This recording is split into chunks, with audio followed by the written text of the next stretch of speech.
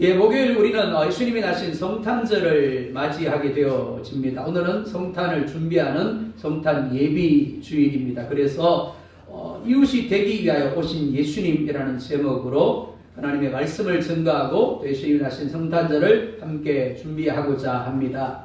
성경은 모두 66권으로 되어 있습니다. 구약이 39권이죠. 신약이 27권. 아이고 잘하시네요. 성경 66권은 참 다양한 책들로 이루어져 있습니다. 역사를 기록한 책이 있습니다. 그리고 시와 노래를 기록한 책들이 있습니다. 뿐만이 아니죠. 선지자들을 통하여 주신 예언들을 기록한 책들이 있습니다. 그리고 우리가 복음서라고 말하는 예수님의 생애를 기록한 책들도 있습니다. 그리고 편지도 있습니다. 바울을 비롯하여 여러 사람들이 교회와 그리고 개인에게 보낸 편지들을 기록하고 있습니다. 그런데 이 다양한 내용을 담고 있는 66권의 성경이 신기하게도 한 가지에 초점이 맞추어져 있습니다. 그게 뭘까요? 모두 하나님이 우리를 사랑하신다라는 겁니다. 창세기 1장으로부터 요한계시록 마지막 22장이 이르기까지 계속해서 반복적으로 지속적으로 하나님이 우리를 얼마나 사랑하시는지를 그리고 어떻게 사랑하시는지를 말씀하고 또 말씀하고 있습니다. 그리고 그 중심에 있는 분이 바로 예수님입니다. 특별히 로마서 8장 32절을 보면 이렇게 말씀을 합니다. 함께 볼까요? 우리를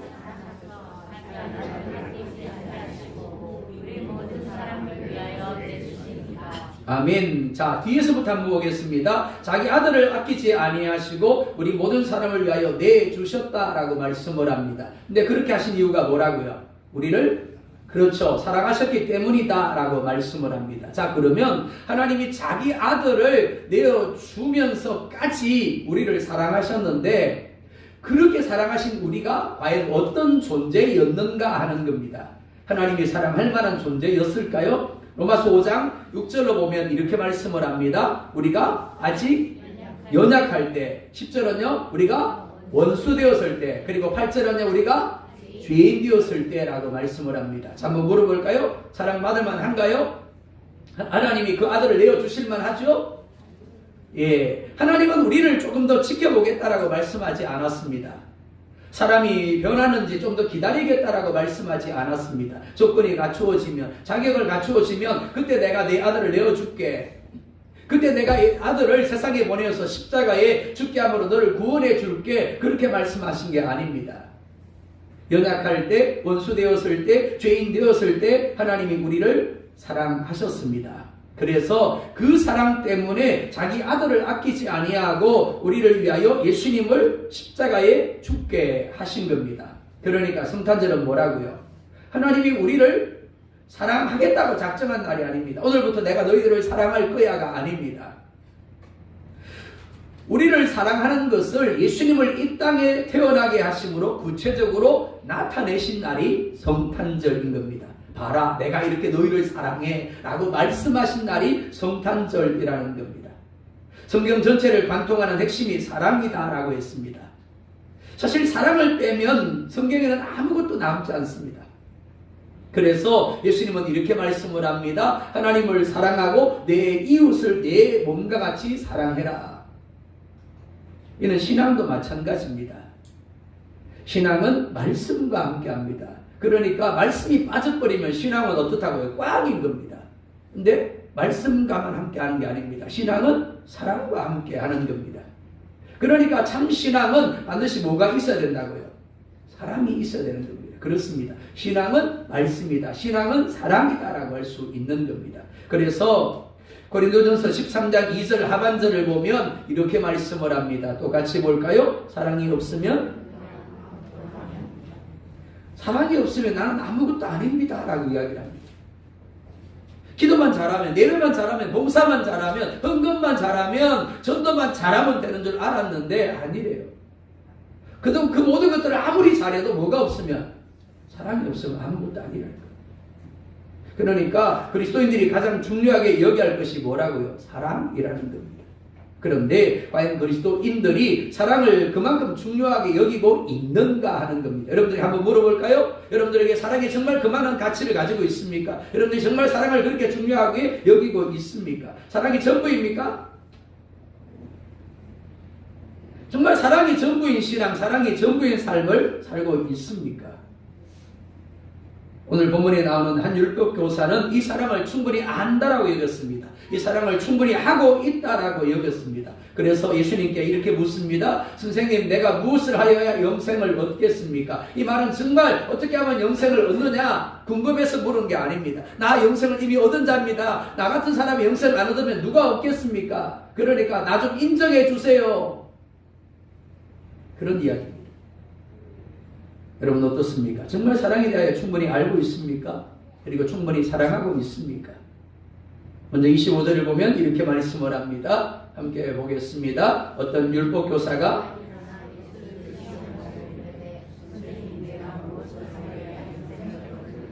아멘. 한 율법 교사가 예수님께 나와서 묻습니다. 선생님, 내가 무엇을 하여야 영생을 얻겠습니까? 율법 교사는 무엇을 하는 것, 즉 행위적인 것과 영생을 얻는 것을 연결해서 질문을 하고 있습니다. 영생을 얻으려면 내가 무엇을 해야 된다라고 여기고 있는 겁니다. 자, 율법교사가 이 말을 하는 뉘앙스를 여러분이 좀 집중해서 보았으면 하겠습니다. 율법교사는 지금 예수님을 시험하고 있습니다. 그리고 자신의 옳음을 드러내고자 합니다. 나 옳지요? 나 잘하고 있지요? 칭찬해 주세요. 존중해 주세요. 그러면서 예수님께 질문하고 있는 겁니다. 예수님의 대답이 무엇입니까? 26절 함께 봅니다. 예수께서 이르시되 예수님은 아주 단순하게 대답을 하십니다. 율법에 무엇이라 기록되어 있느냐? 그리고 네가 어떻게 읽고 있느냐?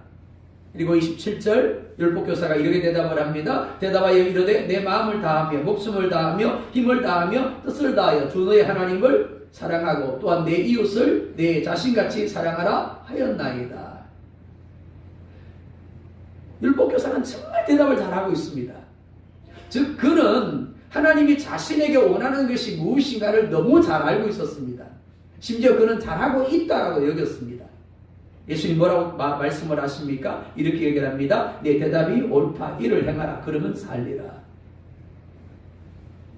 네 대답이 옳다라고 말씀을 합니다. 율법교사니까 그는 당연히 성경을 잘 알고 있었을 겁니다.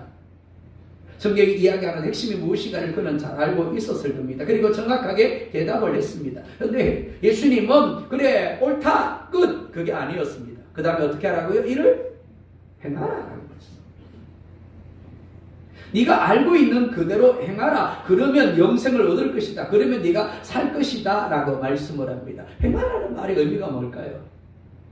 이 말을 원문에서 보면 만들다, 생산하다, 내보내다 라는 의미입니다. 만들어라, 생산해라, 그래서 내보내라. 그게 행하라예요. 아담이 하나님이 만드신 하와를 봅니다. 이렇게 말을 합니다. 이는 내 뼈 중에 뼈요, 살 중에 살입니다. 와, 대단하지 않습니까? 이 말은 이런 의미입니다. 이 사람은 내 몸 중에 몸입니다. 어느 남편이 아내를 향하여 그렇게 고백할 수 있을까요? 어느 아내가 남편을 향하여 그렇게 고백할 수 있을까요? 이것이 하나님이 사람에게 심어주신 사랑입니다. 다른 사람을 나 자신같이 여기는 겁니다. 그리고 아끼는 거예요. 그런데 아담이 범죄한 후에 아담 안에 있었던 이 사랑의 변질이 옵니다. 그래서 하나님과 타인에 대한 사랑이 자기 자신에 대한 사랑, 이기주의로 변질이 되어버립니다. 우리는 하나님을 사랑합니다. 맞습니까? 다른 사람도 사랑합니다. 맞습니까? 그런데 조건이 있죠. 내 뜻에 맞을 때만입니다. 내 마음에 들 때만입니다. 무엇보다 내가 컨디션이 좋을 때만입니다. 아무리 상대방이 좋아도 내가 컨디션이 안 좋으면 어떻습니까? 사랑할 수가 없는 거죠. 내 뜻에 맞지 아니하면 하나님도 심지어 부모라도 자식이라도 내칠 수 있는 것이 이 세상이 말하는 사랑입니다. 오늘 아침에 일어나서 기도하고 신문을 봤어요. 신문을 봤는데 정말 어처구니 없는 기사가 실려있더라고요. 한 가정이 있는데 아빠는 없고 엄마가 이제 아이들을 키우고 있는데 이사를 갑니다. 이사를 가는데 중학생 아들은 내버려두고 딸들만 데리고 이사를 간 겁니다. 그리고 아들에게는 이사 간단 말도 안 했대요. 그리고는 심지어 이사 가자마자 전화번호도 바꿔버렸어요. 아들은 그것도 모르고 빈집에 와가지고는 며칠 동안 그 추운 데서 아무것도 먹지 못한 채 있었다라는 거예요. 그 집주인이 그걸 발견했대요. 엄마가 그렇게 한 이유가 무엇이었을까요? 생활이 너무 힘들었다는 거예요. 그 아이까지 못 키우겠다는 거죠. 그래서 이사 가면서 아들은 버려버리고 딸들만 데려가서 키우기로 작정했다는 거예요. 세상에서 말하는 사랑 중에서 가장 고귀한 사랑이 부모의 사랑입니다. 그런데 지금 부모의 사랑도 그렇더라는 거예요. 왜 그렇더라고요? 죄의 악 때문인 거예요. 죄의 악이 그 마음에 들어옴으로 말미암아 하나님이 심어주었던 그 사랑이 변질되어 버린 겁니다. 그래서 자기중심적인 사랑이 되고 이기주의인 사랑이 되어 버린 겁니다. 로마서 3장 10절에서 12절 말씀을 보면 이렇게 말씀을 합니다. 함께 볼까요? 기록된 바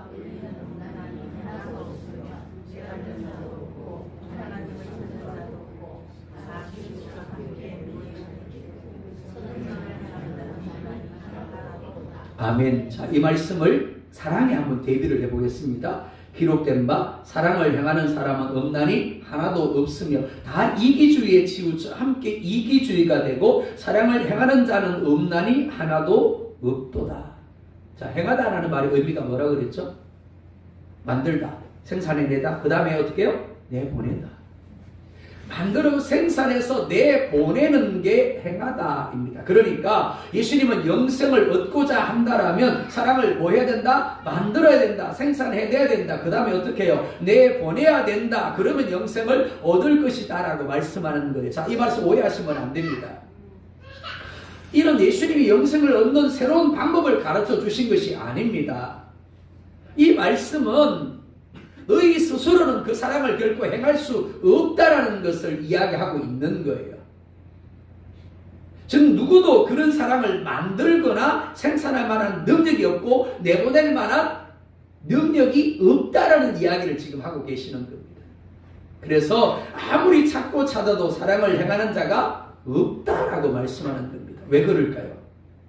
하나님이 요구하시는 사랑은 기분 좋을 때만 하는 사랑 아닙니다. 어떤 사람 보면 기분 좋을 때는 누구나 다 사랑해요. 누구에게나 좋게 대합니다. 근데 자기 조금 기분 나쁘면 어떻습니까? 언제 그랬느냐는 것이 대하는 게 달라지죠. 내 마음에 맞는 사람만 사랑하는 게 아닙니다. 내 상태가 좋을 때만 사랑하는 게 아닙니다.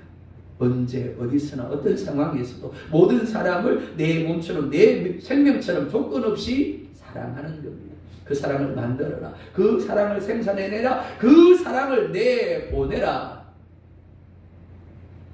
이 사랑은 그러므로의 사랑이 아닙니다.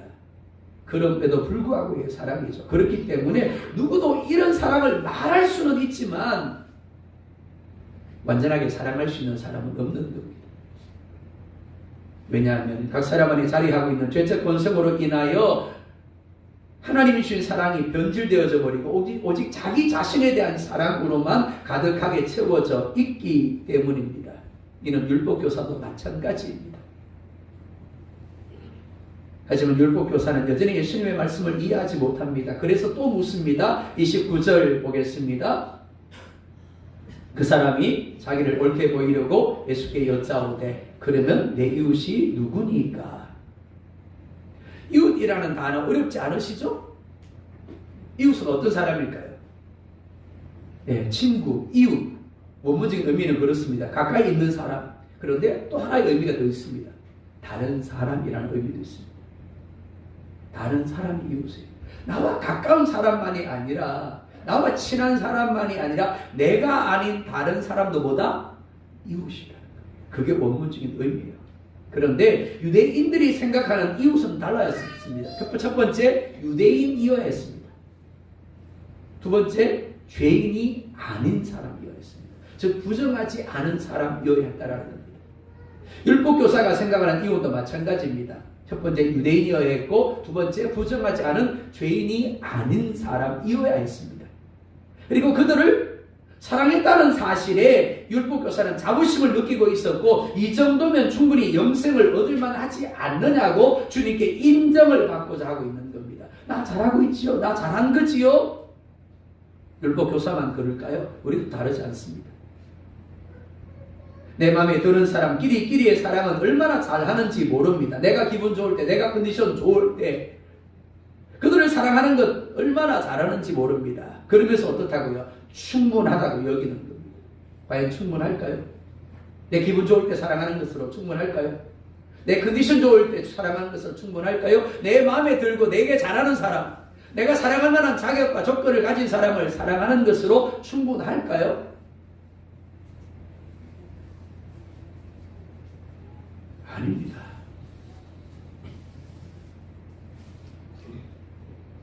이웃을 자기처럼 사랑하라는 하나님의 말씀을 따르는 유대인들도 사마리아 사람과 부정한 사람은 어떻게 해요? 사랑할 수가 없었습니다. 왜냐하면 그들은 이웃이 아니라고 여겼기 때문입니다. 이웃이 누구라고요? 유대인, 그리고요 죄가 없는 사람. 자신들의 기준을 가지고 자신들의 조건을 가지고 저 사람은 이웃이 아니야, 저 사람 내가 가까이 할 수 없는 죄인이야, 사랑하지 않는 거죠.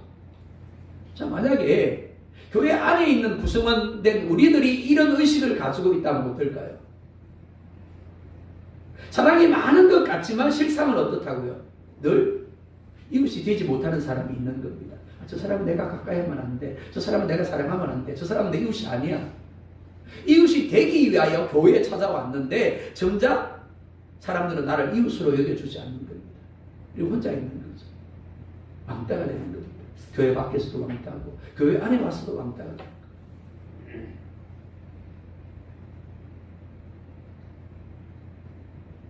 하지만 예수님은 이웃이 누군지를 고르지 말라라고 하십니다. 네가 이웃이 되어주라고 말씀을 합니다. 그러면서 사랑받을 만한 자를 사랑한다라면 무슨 유익이 있겠느냐라고 하십니다. 그러면서 예수님이 한 가지 비유를 드십니다. 30절 보겠습니다. 예수께서 대답하여 이르시되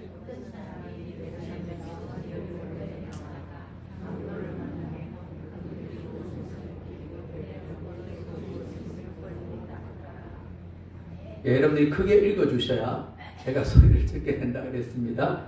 자, 예수님은 이웃에 대한 이야기를 하다가 갑자기 강도 만난 사람 이야기를 하고 있습니다.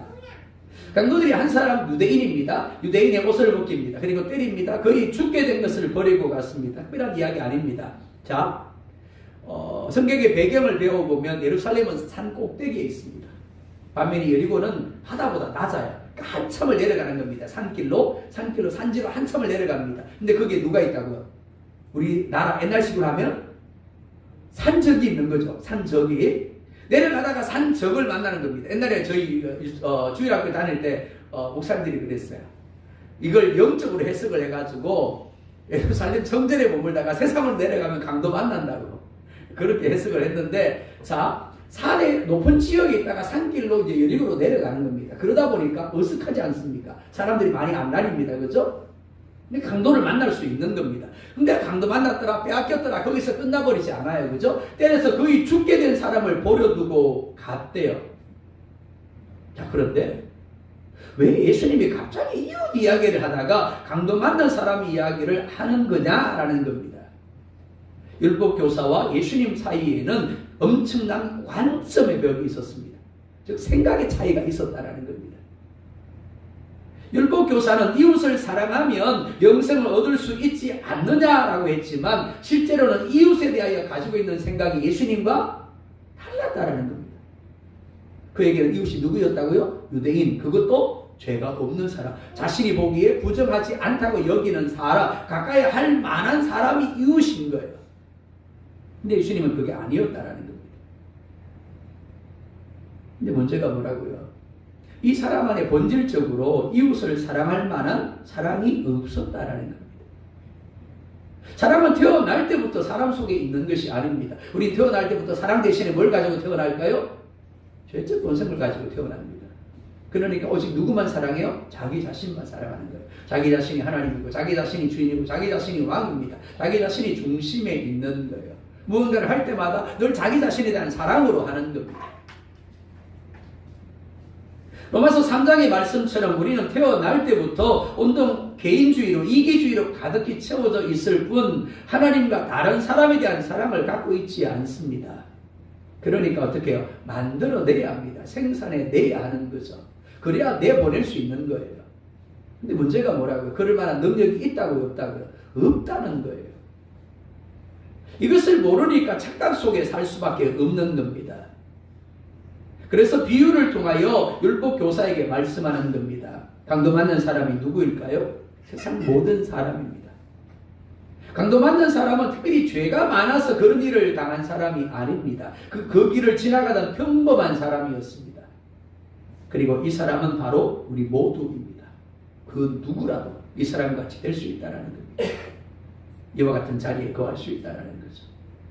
요한복음 10장 10절 상반절에 보면 이렇게 말씀을 합니다. 함께 봅니다. 도둑이 오는 것은 도둑질하고 죽이고 멸망시키려는 것뿐이요. 아멘. 도둑이 누굴까요? 사단을 가리킵니다.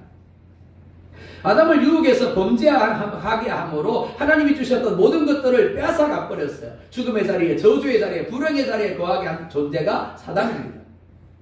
그 사단이 지금은 포기했을까요? 아니요. 동일하게 수많은 사람들을 미혹합니다. 그들에게 있는 것들을 도둑질해 가려고 합니다. 기쁨을, 즐거움을, 행복함을 빼앗아가려고 해요. 평안을 빼앗아가려고 합니다. 생명을 빼앗아가려고 하죠. 그리고 결국에는 멸망에 이르게 하는 존재가 사단인 겁니다. 그러니까 예수님은 강도 만난 사람을 통하여 율법 교사의 모습을 보여줍니다. 그리고 이 말씀을 읽고 있는 우리에게 네가 바로 강도 만난 사람이라고 하시는 겁니다. 다 빼앗기고 죽게 되어 스스로는 아무것도 할 수 없는 존재가 율법 교사이고 바로 우리의 모습인 겁니다. 자, 그런데 그런 강도 만난 사람이 있는 곳으로 지나가는 사람이 있었습니다. 다행이죠? 31절 함께 보겠습니다. 마침 한 제사장이 그 길로 내려가다가 그를 보고 피하여 지나가고. 자, 성경에서 마침은 우연이다 아니다? 아니라 그랬어요. 그죠? 하나님의 카이로스, 하나님의 시간, 하나님의 기회라고 했죠. 하나님의 뜻으로 말미암아 제사장이 그 길로 지나가게 되어졌다라는 겁니다. 그러니까 제사장은 뭐 해야 돼요? 보고 그를 치료하여 건강하게 해 주었더라, 그를 섬겨 주었더라가 나와야 맞는 겁니다. 제사장은 유대인들을 대표해서 하나님께 나아가 유대인들의 죄를 위하여 하나님 앞에 제사하는 사람입니다. 기도하는 사람이죠. 하나님의 은혜를 받아서 유대인들에게 흘려보내는 역할을 하는 사람입니다. 누구보다 거룩한 사람, 누구보다 경건한 사람, 누구보다 하나님을 잘 알고 하나님을 잘 섬긴다고 하는 사람이라고 할 수 있습니다.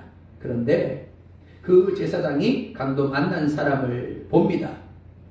보다라는 말, 미완료형입니다. 무슨 말이고 한번 보고 끝났다는 것이 아닙니다. 계속해서 봤어요. 그가 어떤 상태인가를 보았다는 겁니다. 그리고 그가 도움이 필요한 상황이라는 것을 알았다는 겁니다.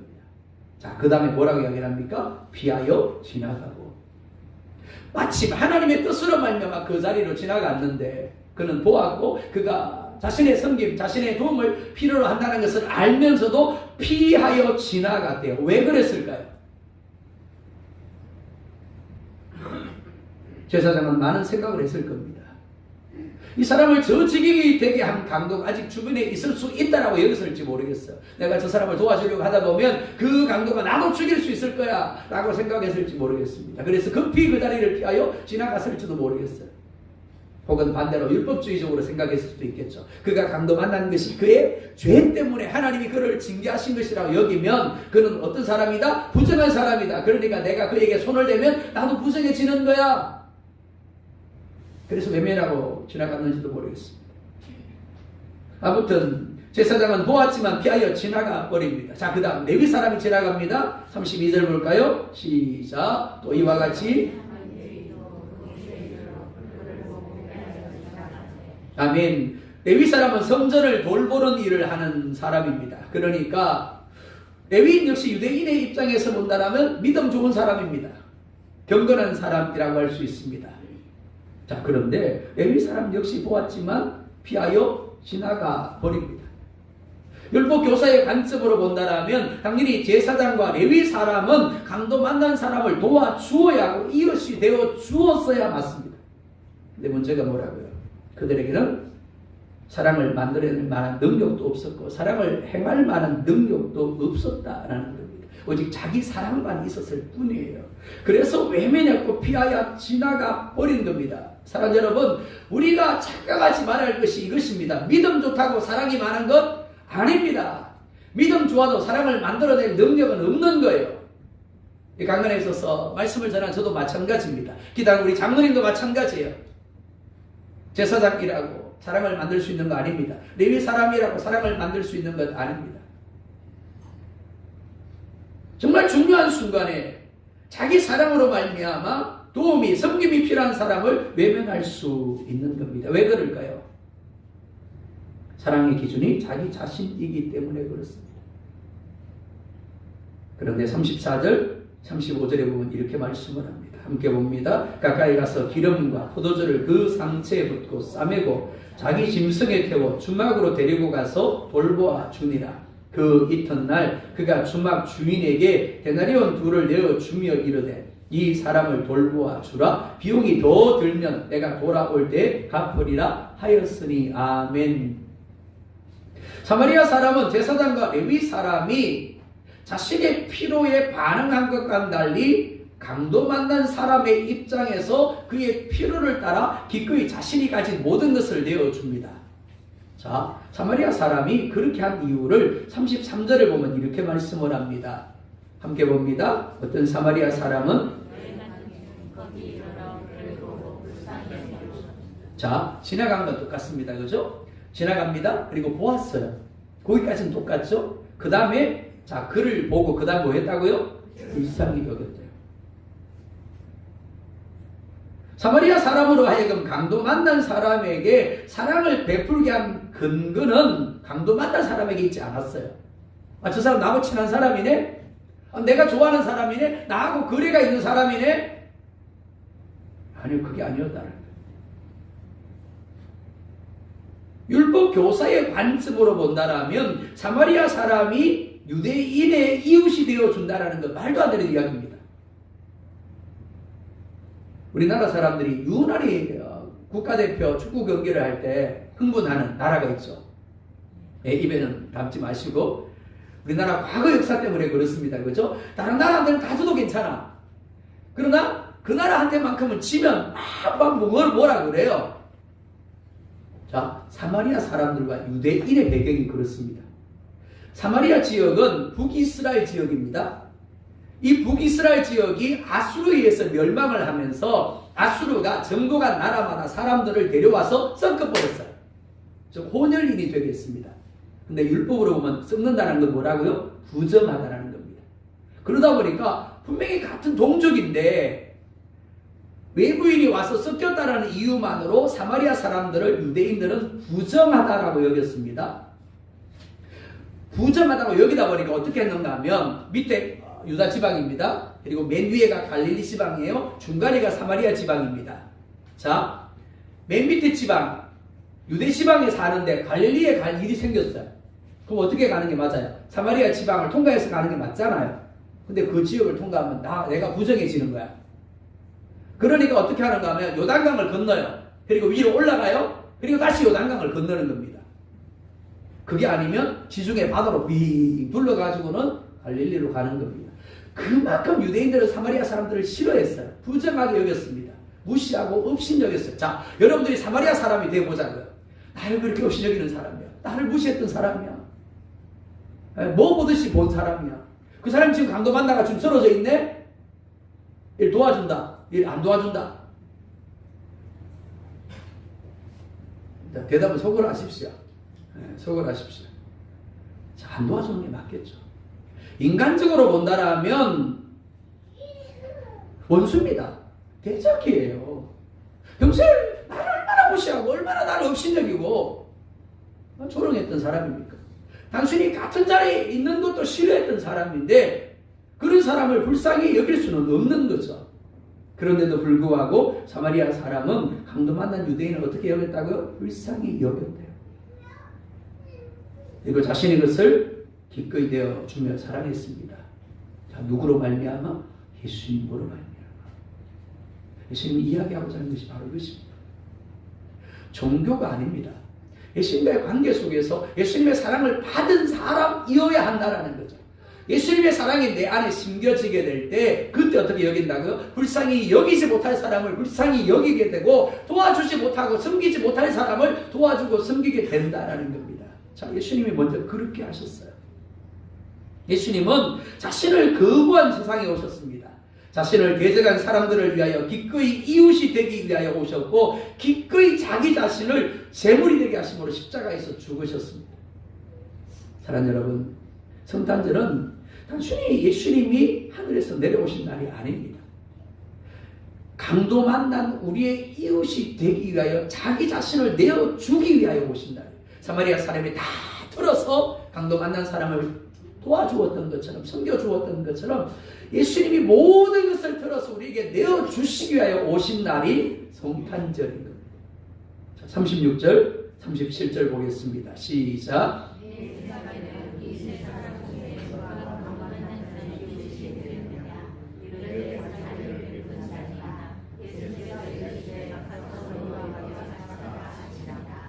아멘. 묻습니다. 네 생각에는 이 세 사람 중에 누가 강도 만난 자의 이웃이 되겠느냐? 뭘 물어요? 뻔한 건데. 이걸 모를 사람이 누가 있어요? 그죠? 제사장은 지나갔더라. 레위 사람들은 지나갔더라. 그러나 사마리아 사람은 불쌍히 여겨 그를 주막으로 데려가 치료해주고 비용이 더 들면 내가 돌아와서 주겠습니다. 당연히 사마리아 사람이 이웃이 맞습니다. 근데 중요한 건 뒷부분입니다. 뭐라 말씀합니까? 이렇게 말씀하죠. 가서 너도 이와 같이 하라. 네가 이웃이 아니다고 여기는 그 사람, 너 이웃이야. 저 사람은 사랑 안 해도 돼 라고 여기는 사람, 그 사람 네가 사랑해야 될 사람이야. 가서 너도 이와 같이 해 라고 말씀합니다. 자, 요한복음 13장 34절 35절도 봅니다. 세 계명을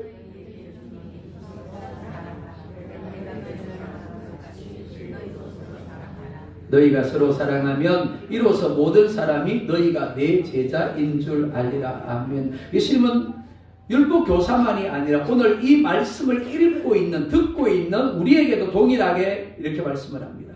가서 너도 이와 같이 내가 너희를, 자, 너희가 누군데요? 원수된 자, 죄인된 자, 경건하지 아니한 자라고 했습니다. 그런 너희를 이웃으로 삼고 사랑한 것처럼 너희도 그렇게 사랑해라. 그리고 뭐라 말씀합니까? 그러면 모든 사람이 너희가 내 제자인 줄 알 거야. 교회를 열심히 다닙니다. 종교 생활을 열심히 합니다. 그럼 모든 사람들이 너희가 내 제자인 줄 알 거야. 그렇게 말씀하지 않습니다. 제사장의 타이틀이 레위 사람이라는 신분이 예수님의 제자라고 인정할 거라고 말씀하지 않아요.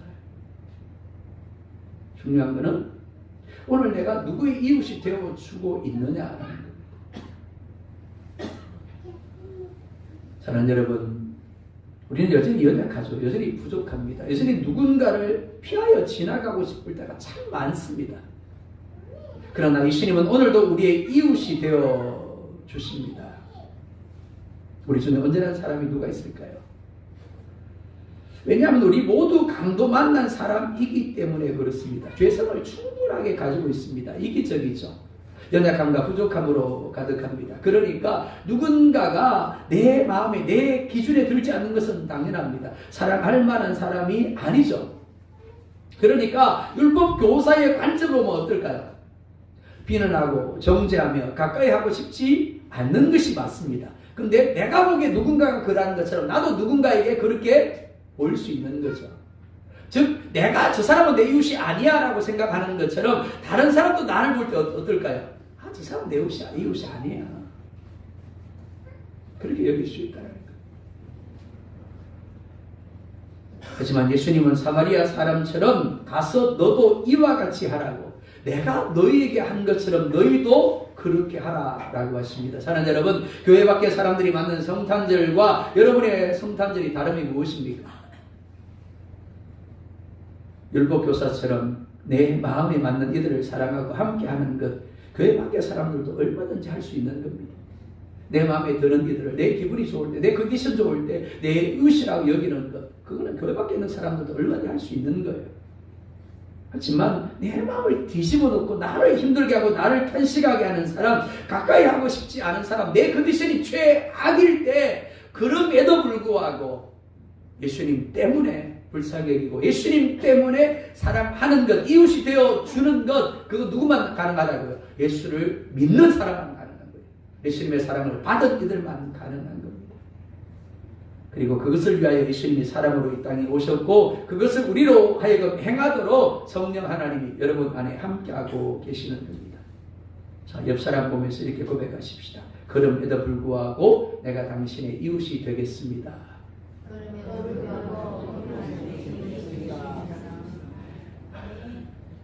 예, 우리 장로님하고 김창훈 집사님하고 옆 사람 보고 하라 그러는 거예요. 그럼에도 내가 불구하고 옆에 아무도 없는데